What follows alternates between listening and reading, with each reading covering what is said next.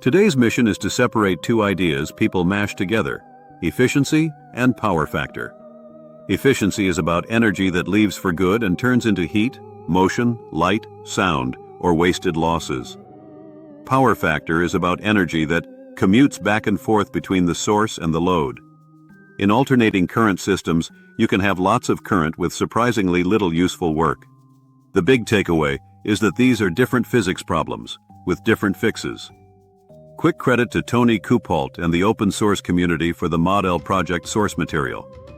Picture a bicycle generator driving different kinds of electrical loads.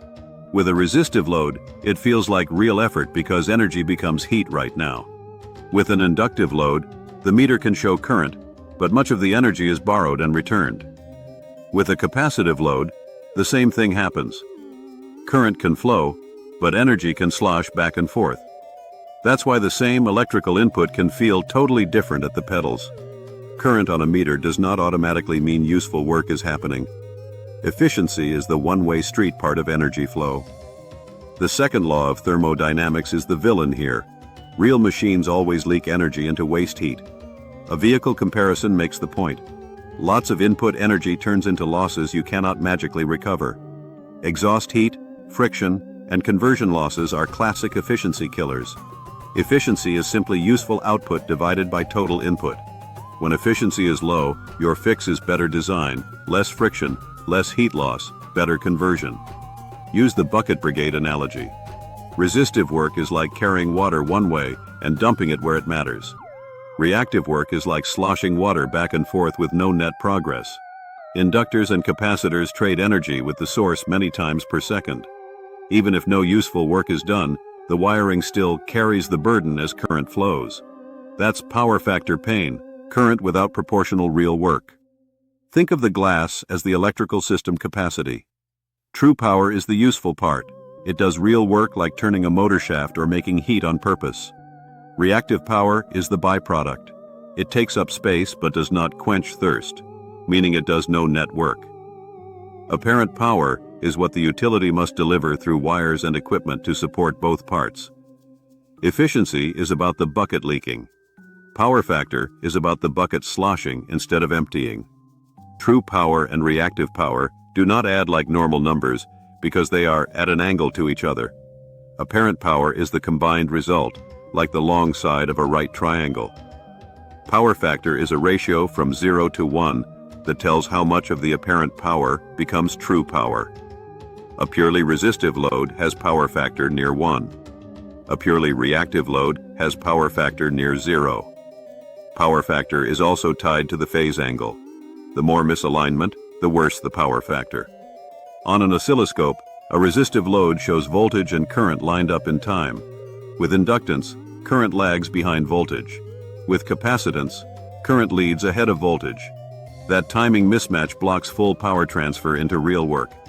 This is why you can see high current but not get proportional useful output. Phase misalignment is the heartbeat of low power factor.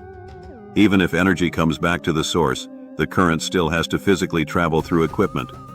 Heat loss rises fast with current because heating is proportional to current squared times resistance. Higher current means thicker conductors, larger transformers, bigger switchgear, and more expensive infrastructure. So the grid cares because low power factor forces higher current for the same true power delivered.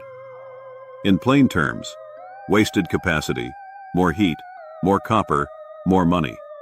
Most industrial low power factor problems come from inductive loads like motors. Capacitors can cancel inductive reactive power by supplying reactive energy locally. Think tug of war. Inductive reactive power pulls one way, capacitive reactive power pulls the other.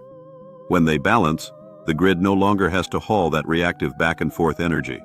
The motor still gets what it needs, but the source sees less reactive burden. Result: lower line current for the same true work. We have a system chain.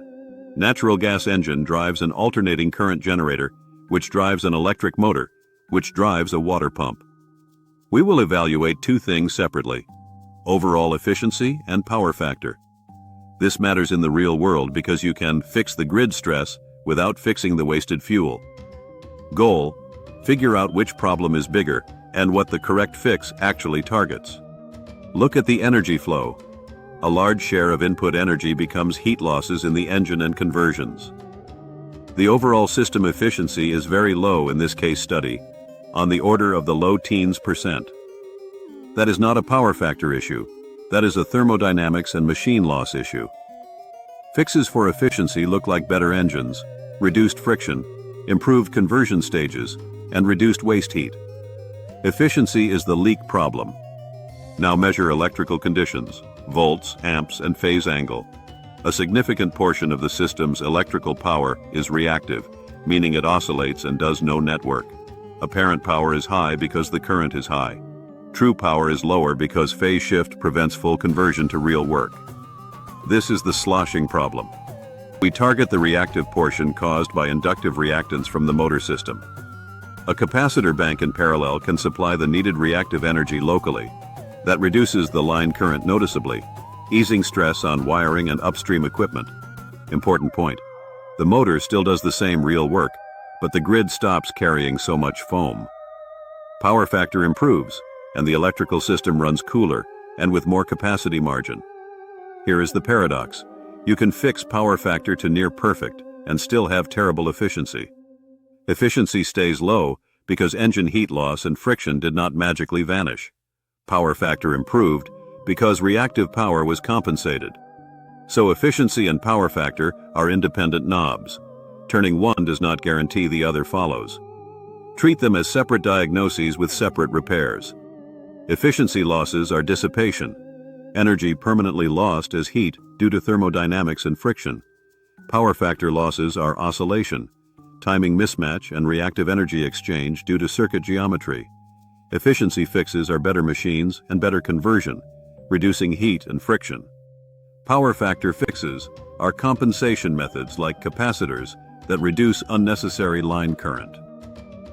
Final takeaway: optimize energy by stopping the leaks and calming the slosh. Two different problems. Thanks again to Tony Kuphaldt and the open source community for the instructional foundation behind this material.